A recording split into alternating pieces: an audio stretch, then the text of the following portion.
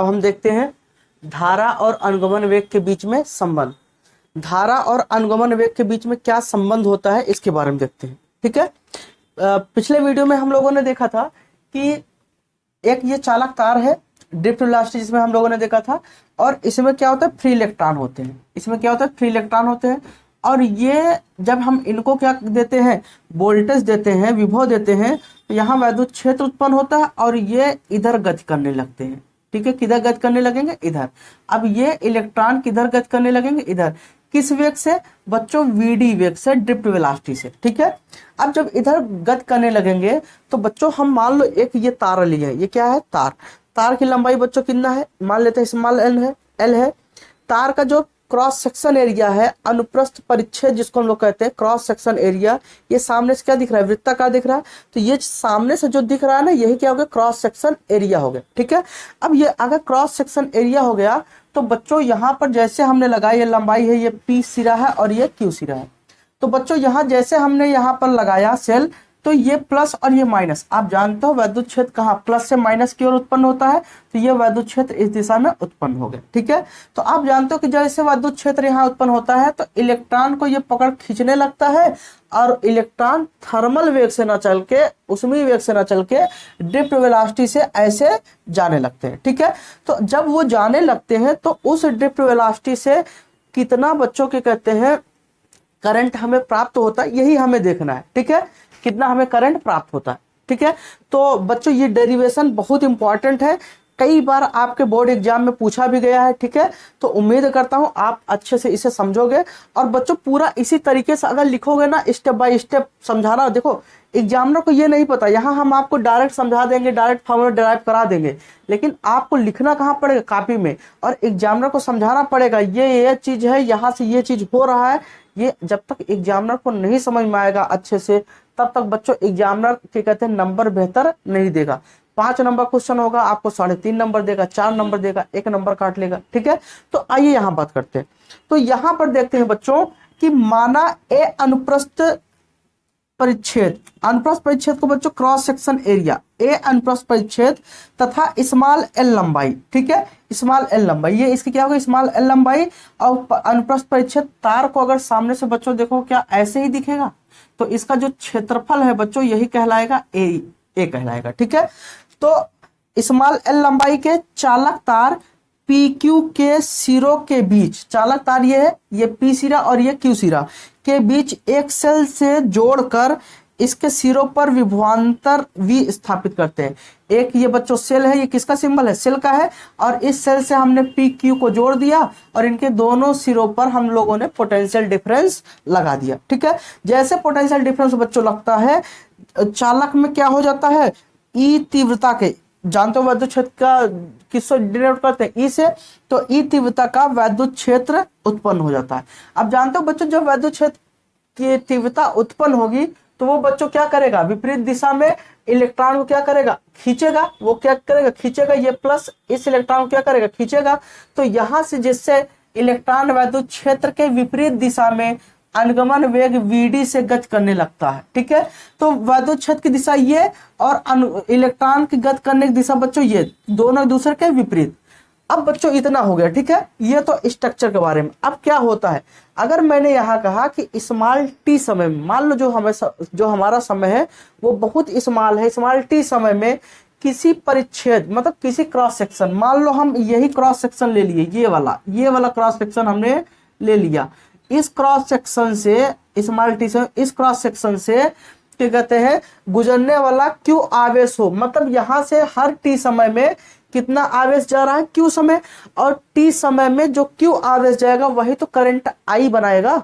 बताइए, हमने परिभाषा धारा का तो यही दिया था कि किसी निश्चित समय में किसी बिंदु से जितना आवेश गुजरता है वही क्या होता है धारा होता है।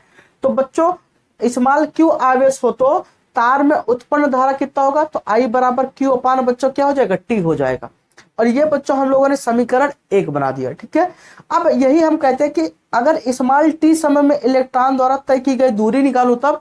तो बच्चों जानते हो अगर इलेक्ट्रॉन में वेग है, मान लो किसी वस्तु में वेग है, क्या है, वेग है और समय है, तो हमने कहा कितना दूरी तय करेगी। आप जानते हो क्या कहते हैं, चाल बराबर दूरी बटे समय। तो बच्चों वेग बराबर क्या होगा, डिस्टेंस अपॉन टाइम हो जाएगा। ठीक है, हालांकि विस्थापन होता है लेकिन मान के चलते हैं। ठीक है, तो यहाँ क्या होगा, गुणा होगा, तो दूरी बराबर वेग गुणते क्या हो जाएगा, समय। तो दूरी बराबर यहाँ वेग कितना है, vd है, तो इसी को औसत वेग कहते हैं ना, औसत वेग को ही अनुगमन वेग कहते हैं। तो औसत वेग गुणते समय और दूरी कितना, तो बच्चों दूरी उतने दूर क्या कहते हैं इलेक्ट्रॉन चलेगा जितना तार की लंबाई होगी, उससे ज्यादा तो वो चलेगा नहीं। अगर मैंने कहा कि ये हमने लगाया है, ठीक है, अब इलेक्ट्रॉन यहां से यहां तक चलेगा तो किसी समय में इतने दूरी तय करेगा ना जितना तार होगा। तार की लंबाई हमने कितना दिया है, एल दिया है, तो बच्चों दूरी कितनी हो गई, एल हो गई। औसत वेग ही क्या कहलाता है, अनुगमन वेग कहलाता है, ड्रिफ्ट वेलोसिटी कहलाता है। तो ये बच्चों क्या गया, वीडी हो गया। समय बच्चों क्या है, टी। तो दूरी एल बराबर क्या हो जाएगा, वीडी इंटू टी। ठीक है, अब तार के एकांक आयतन में यदि इलेक्ट्रॉन की संख्या स्मॉल एन हो, मतलब अभी हमने बताया कि जो तार का एकांक आयतन है उसमें इलेक्ट्रॉन की संख्या स्मॉल एन बराबर 10⁻29 होता है।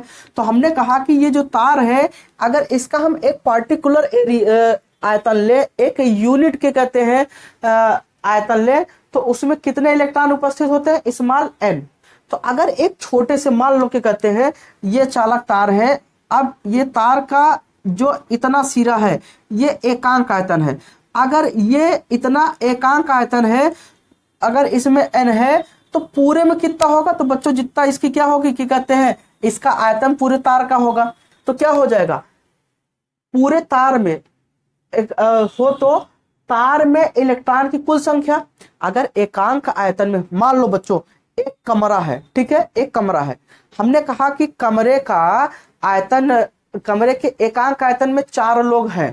ठीक है, कमरे के एकांक आयतन में 4 लोग उपस्थित हैं।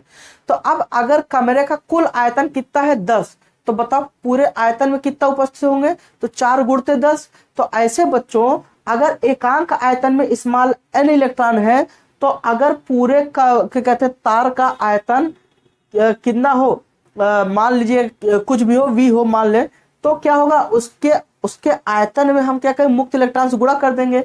तो कुल इलेक्ट्रॉन की संख्या कितनी हो जाए, कैपिटल एन बराबर स्मॉल एन गुणते तार का कुल आयतन। समझ पा रहे हो, फिर से मेरी बात को समझना बच्चों, मैं यही ऐसे बगल में समझा रहा हूं, देखो इतनी दूर में ऐसे समझ लो, जगह कम है। मान लो बच्चों ये एक तार है, ये एक तार है, ठीक है, ये एक तार है। हमने कहा इसके इतने भाग में कितने इलेक्ट्रॉन है, एन। तो हमने कहा बताओ पूरे तार में कितना होंगे, तो हमने कहा कि पूरे तार का आयतन कितना है, मान लेते हैं वी है। तो बच्चों पूरे तार में कितना इलेक्ट्रॉन, आयतन गुणते इलेक्ट्रॉन की संख्या। और अब आयतन गुणते इलेक्ट्रॉन की संख्या बच्चों क्या हो जाएगा, कुल इलेक्ट्रॉन की संख्या। ठीक है, तो यही बच्चों यहाँ किया गया है, कुल इलेक्ट्रॉन संख्या एन बराबर एन गुणते तार का कुल आयतन। अब जानते हो आयतन बराबर क्या होता है, क्षेत्रफल गुणते क्या होगा, यहाँ पर क्षेत्रफल गुणते क्या होगा, लंबाई, क्योंकि लंबाई गुणे चौड़ाई गुणे ऊंचाई होता है। तो लंबाई गुणे चौड़ाई को हमने क्या मान लिया, क्षेत्रफल। ऊंचाई भी तो एक प्रकार की लंबाई होती है, तो लंबाई, क्षेत्रफल गुणते लंबाई क्या होगा, आयतन। तो स्मॉल एन, क्षेत्रफल को एस लिखते हैं क्योंकि जो तार का क्रॉस सेक्शन एरिया है हमने क्या माना है, ए माना है, और लंबाई बच्चों क्या है, एल। अब बच्चों यही एल का मान हम लोगों ने क्या निकाला, वीडी इंटू टी। तो कैपिटल एन बराबर एन, कैपिटल ए और एल की जगह वीडी इंटू टी। तो कैपिटल एन बराबर इतना हो गया। अब इसमें कह रहे हैं यदि प्रत्येक इलेक्ट्रॉन पर आवेश कितना हो, ई हो। आज जानते हो कि इलेक्ट्रॉन पर आवेश कितना ई होता है, 1.6 गुणित 10⁻−19 कूलम। तो अगर कह रहे प्रत्येक इलेक्ट्रॉन पर स्मॉल ई हो, ई आवेश हो, तो कुल पे कितना होगा, पूरे तार में जितने इलेक्ट्रॉन है उस पर कितना होगा।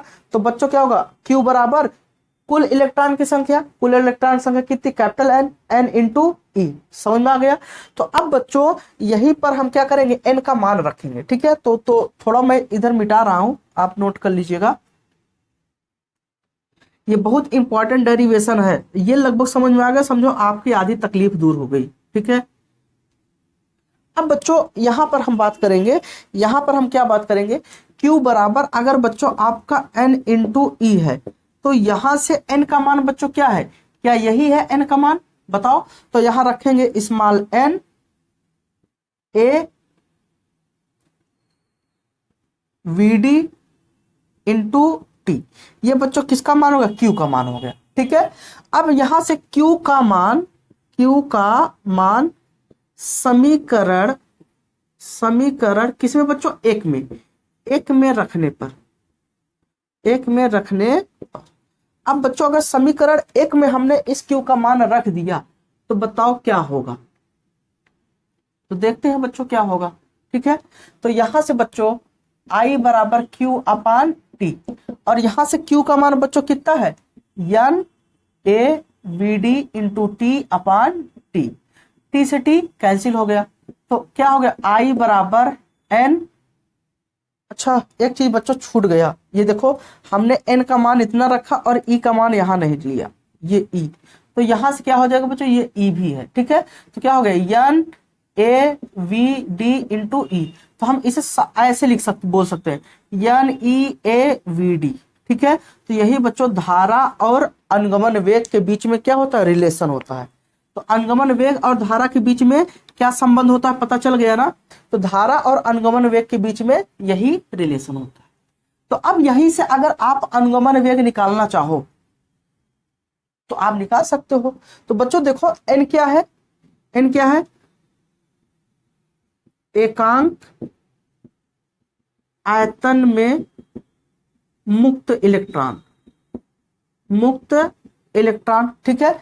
ई बच्चों क्या है, इलेक्ट्रॉन पर आवेश है, ठीक है। ए बच्चों क्या है, तार का अनुप्रस्थ काट, या बच्चों हम लिख सकते हैं क्रॉस सेक्शन एरिया, ठीक है, या हम एरिया भी कह सकते हैं, ठीक है, कोई गलत नहीं है। और वीडी बच्चों क्या है, अनुगमन वेग,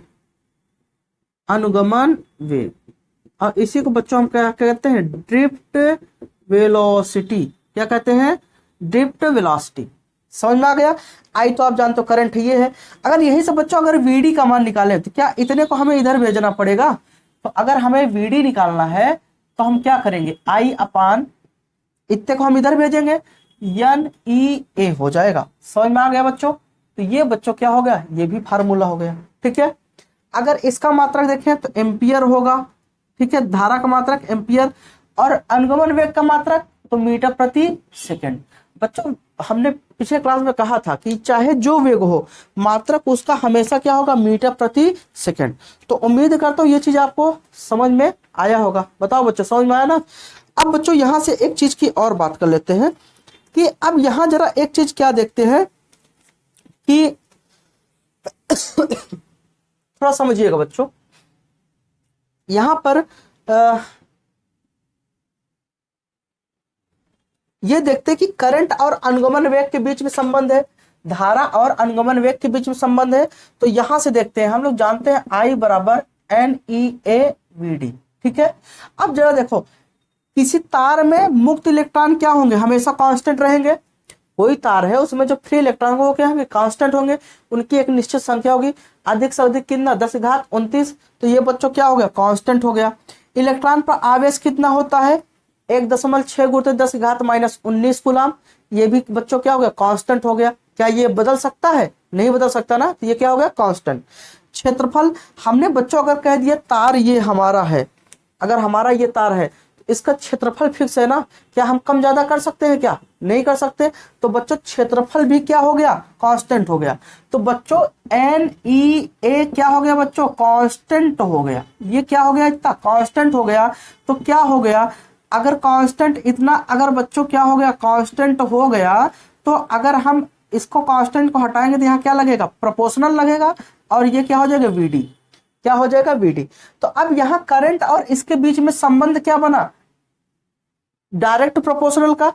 इसका मतलब क्या है कि अनुगमन वेग जितना तेजी से किसी चालक तार में, जितना तेजी से इलेक्ट्रॉन, जितने तेजी से अनुगमन वेग से इलेक्ट्रॉन बहेंगे उतना ही उसमें करंट ज्यादा जाएगा।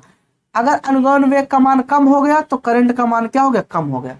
मान लो बच्चों अभी क्या कहते हैं, मान लो आपने क्या किया, एक तार में क्या कहते हैं करंट आपने प्रवाहित किया, तो अब जब वहां पर करंट प्रवाहित हुआ तो बच्चों क्या कहते हैं जो अनुगमन वेग है, अगर इलेक्ट्रॉन को कम अनुगमन वेग मिल बन रहा है, तो अगर इलेक्ट्रॉन का अनुगमन वेग कम है तो बच्चों वो क्या तेजी से जाएंगे उसके पास, नहीं ना। बात हमारे समझिए, अगर मान लेते हैं एक ये पार्टिकुलर क्षेत्रफल है, इलेक्ट्रॉन एक दो ऐसे यहाँ पर ढेर सारे हैं। अब बताओ बच्चों अगर ढेर सारे इलेक्ट्रॉन है, अगर इनका वेग कम है तो ये धीरे धीरे जाएंगे, ये जाएगा, ये जाएगा, फिर ये जाएगा, तो धीरे धीरे जाएंगे, तो जो करंट मिलेगा क्या होगा, कम मिलेगा ना। हम मान लेते हैं कि 1 सेकंड में यहाँ से 10 इलेक्ट्रॉन गए, लेकिन बच्चों अगर यही इसका अनुगमन वेग ज्यादा होगा तो इसी एक निश्चित स्थान से ढेर सारे इलेक्ट्रॉन तेजी से जाएंगे। जब ढेर सारे इलेक्ट्रॉन तेजी से बच्चों जाएंगे तो हमें जो करंट मिलेगा वो क्या होगा, ज्यादा। तो हम कह सकते हैं कि अनुगमन वेग अगर ज्यादा होगा तो बच्चों इलेक्ट्रॉन का क्या कहते हैं जो करंट हमें प्राप्त होगा वो भी क्या होगा, ज्यादा होगा। ठीक है, तो यहां पर हम लिख लेते हैं,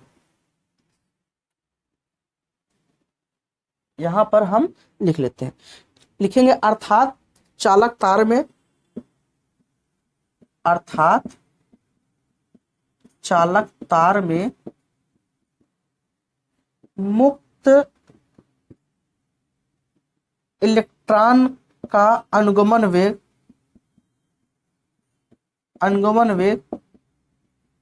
जितना अधिक होगा उतना ही अधिक, जितना अधिक होगा उतना ही अधिक धारा प्राप्त होगी, धारा प्राप्त होगी। समझ में आ गया बच्चों। तो ये इतना बच्चों क्या था, ये आपका करंट और अनुगमन वेग के बीच में क्या था, रिलेशन। ठीक है बच्चों, समझ में आ गया। ठीक है,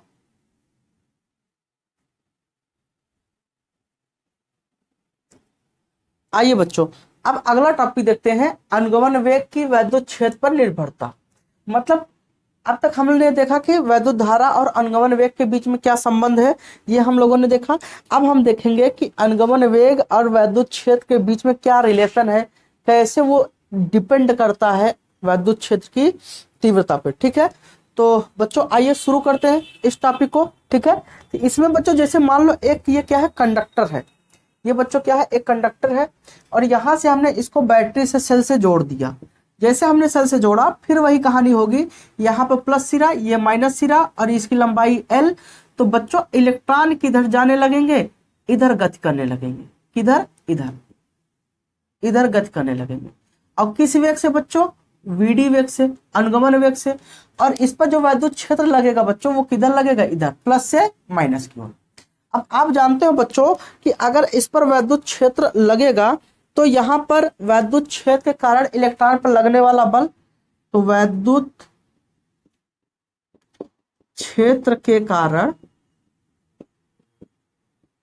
इलेक्ट्रॉन पर लगने वाला बल, अब इलेक्ट्रॉन पर लगने वाला बल बच्चों कितना होगा, आप जानते हो कि F बराबर क्या होता है, Q इंटू E होता है। क्या यही फार्मूला होता, पहले चैप्टर में हमने बताया था। अब यहाँ बच्चों अगर देखें बात करें तो यहाँ से F बराबर इलेक्ट्रॉन पर आवेश कितना होता है, E होता है, तो E इंटू इतना।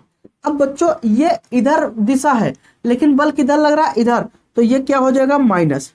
लेकिन बच्चों हमें क्या चाहिए, हमें इसका मैग्नीट्यूड चाहिए ना कि डायरेक्शन चाहिए। तो हम F बराबर क्या ले लेंगे, E इंटू कैपिटल।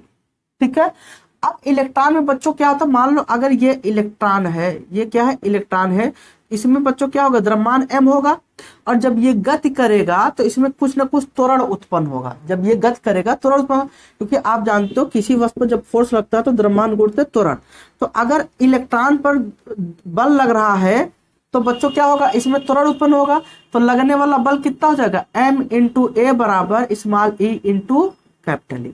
अब यहां से बच्चों ए निकालेंगे तो small e upon capital E upon small m, A बराबर small e into capital E upon m। ठीक है, समीकरण इसे बच्चों हम क्या मान लें, ए।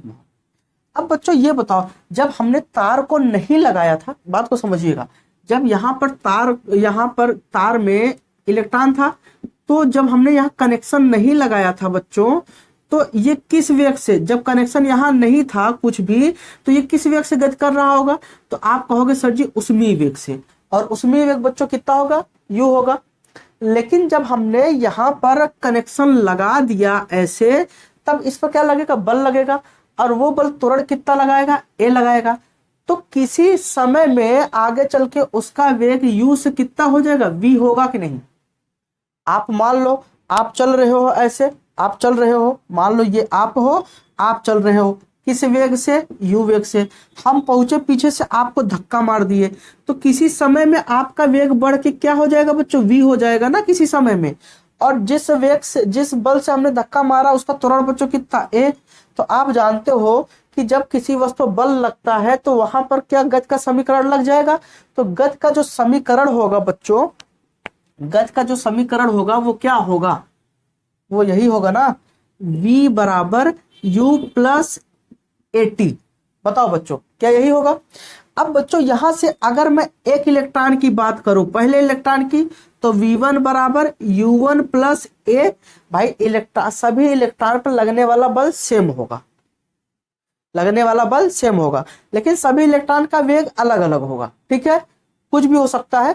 तो v1 plus u1 plus a, v1 बराबर u1 प्लस a, और बच्चों t1। ठीक है, ऐसे v2 बराबर लेंगे u2 प्लस a t2, ऐसे v3 बराबर लेंगे v3 प्लस a t3। ठीक है, अब ऐसे बच्चों करते करते यहां हम क्या करेंगे? v4 u4 plus a t4, और ऐसे बच्चों प्रोसेस चलता रहेगा। हम कहां तक जाएंगे? n तक।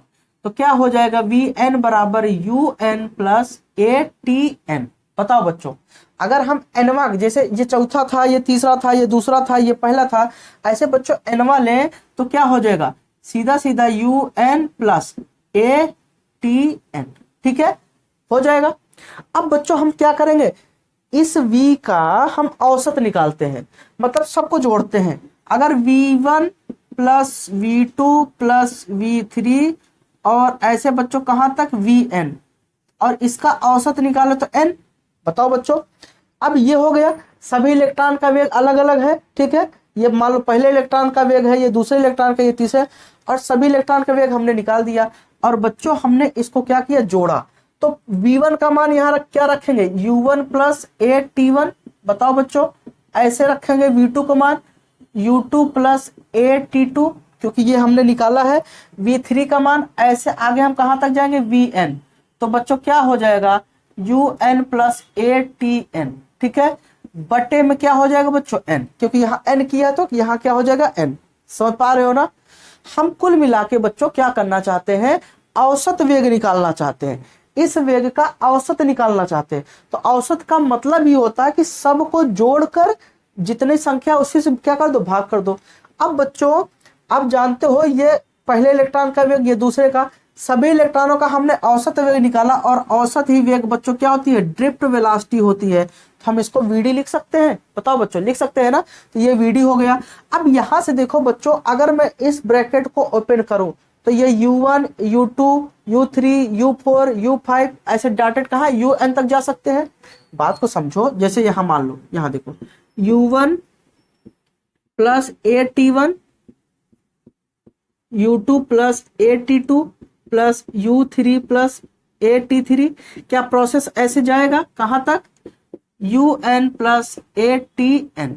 अब बच्चों सबको u1 को साथ में लिखते हैं, तो u1 plus u2 plus u3 plus u, देखो ब्रैकेट को मैं ओपन कर दिया। ठीक है, ओपन कर दिया सबका। तो ये बच्चों क्या हो गया? u1 प्लस u2, u1 को, u2 को, u3 को, un को साथ में लिख लिया। ठीक है बच्चों, साथ में लिख लिया un। ठीक है, अब फिर बचा बच्चों क्या? at1 at2, तो at1 at2 at3, ऐसे बच्चों कहां तक? atn तक। समझ में आ गया? अब a हम सबसे कॉमन निकाल लें, समझिएगा, a हम सबसे कॉमन निकाल लें, तो a बच्चों कहां हो गया? यहां हो गया। ठीक है, तो इसको हम ऐसे लिख सकते हैं, तो हम बच्चों यहां लिख देते हैं, यहां लिखते हैं vd बराबर क्या हो जाएगा? U1 plus U2 plus U3 plus ऐसे कहाँ तक UN तक, बटे कितना प्लस, और यहाँ A हमने कॉमन ले लिया, T1 plus T2 plus T3 plus कहाँ तक Tn, और ये पूरे का बट्टा बच्चों क्या हो जाएगा n, क्या हो जाएगा n। अब मेरी बात को समझिएगा कि अब यहां से बच्चों, अब यहां से क्या हो जाएगा VD बराबर, अब देखो ये n इसका भी बटे का है, इसका भी बटा है, ठीक है, तो हम लिख सकते हैं U1 plus U2 plus U3 plus कहां तक UN बटा क्या हो जाएगा n, प्लस ऐसे क्या हो जाएगा A T1 plus T2 plus ऐसे कहां तक बच्चों Tn और बटे कितना n। समझ में आ गया। अब ये बच्चों ये क्या है, औसत उष्मीय वेग, ये क्या है उष्मीय वेग सबका है, तो सभी वेगों का औसत, तो औसत उष्मीय वेग, और औसत उष्मीय वेग का जो मान होता है बच्चों वो क्या था 0, तो यहां से बच्चों क्या हो जाएगा VD बराबर 0 प्लस ये A है, और ये बच्चों क्या है T1 T2 T3, और यही टाइम बच्चों क्या कहलाएगा औसत समय, और औसत समय को हम लोग क्या बोलते हैं श्रांति काल बोलते हैं, रिलैक्सेशन टाइम, तो यहां से बच्चों क्या हो जाएगा टाउ हो जाएगा। तो हम कह सकते हैं, जरा समझिएगा, उतारिए इसे, आप इसे नोट कर लीजिए, ठीक है। तो आइए देखते हैं, अब इसी को हम क्या कह सकते हैं बच्चों, इसी को हम लिख सकते हैं VD बराबर A इंटू टाउ। अब यहां पर समीकरण 1 से A का मान रखने पर, A का मान रखने पर, तो समीकरण 1 क्या है यही है, तो यहां से अगर हम A का मान रखेंगे तो बच्चों small e capital E upon m into क्या हो जाएगा टाउ, यही बच्चों क्या हो गया अनुगमन वेग और विद्युत क्षेत्र की तीव्रता के बीच में संबंध आ गया। ठीक है बच्चों, तो उम्मीद करता हूं ये चीज आपको समझ में आया होगा, ठीक है।